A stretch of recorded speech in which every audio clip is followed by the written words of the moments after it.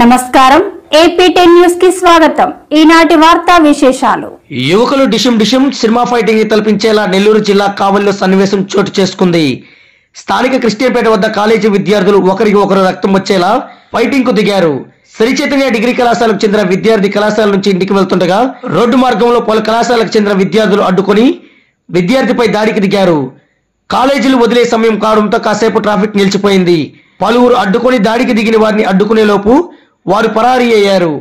క్రిస్టియన్పేట ప్రాంతంలో పలు కళాశాలలు ఉండటంతో నిత్యం ఇలాంటి సన్నివేశాలు చోటు చేసుకుంటున్నాయని, కావున గతంలో మాదిరిగా పోలీస్ పికెట్ నిర్వహించాలని స్థానిక ప్రజానికం కోరుతున్నారు। ఇక్కడ పోలీస్ పికెట్ కు సంబంధించి అవుట్ పోస్ట్ ఏర్పాట్లు కూడా ఉన్నాయని, కావున పోలీసులు చొరవ తీసుకోవాలని కోరుతున్నారు।